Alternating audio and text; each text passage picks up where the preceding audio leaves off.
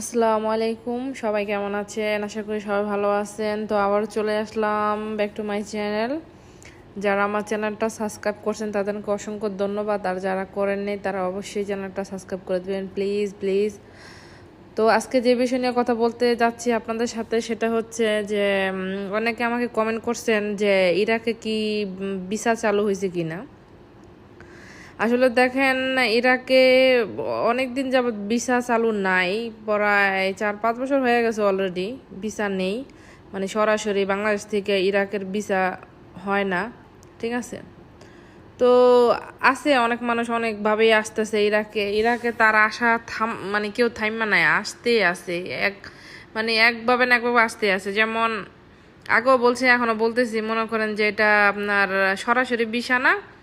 ধরেন দুবাই থেকে আপনার ইরান আসবে, ইরান থেকে কুর্দিস্তান, ওখান থেকে বাগদাদ, ঠিক আছে। তো এটা অনেক বড় একটা রিস্ক, অনেক সমস্যার সম্মুখীন হতে হয়।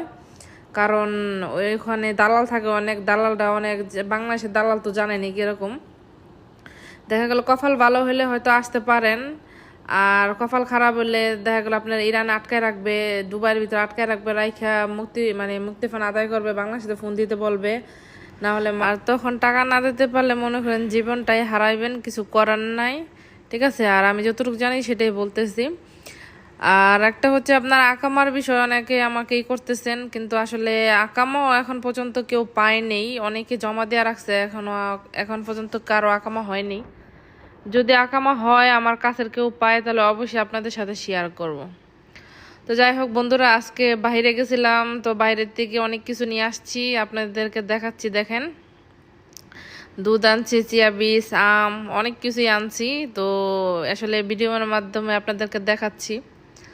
যারা আমাকে সাপোর্ট করেন, আমাকে ভালোবাসেন, অবশ্যই আমার সাথে থাকবেন সব সময়।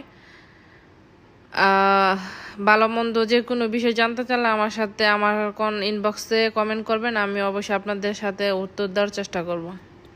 আরেকটা ভাই আমাকে ইনবক্সে দিছিল, অবশ্য সে বলছিল যে আসলে ইরাকের ডাইভিং এর কোনো বিষয় আছে কিনা।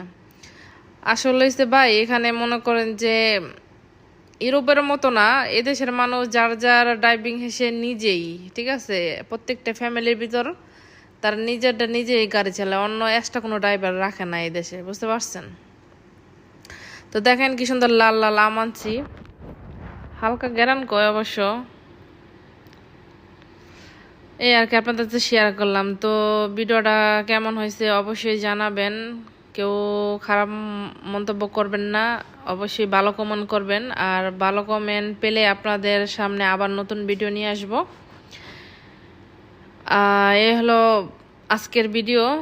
তো সবাই ভালো থাকবেন, সুস্থ থাকবেন। আমি ফাতেমা, আপনাদের সাথে আছি, ইরাক প্রবাসী। তো আজ এই পর্যন্তই। যদি ভালো লাগে অবশ্যই একটা লাইক, কমেন্ট, শেয়ার করবেন। আল্লাহ হাফেজ।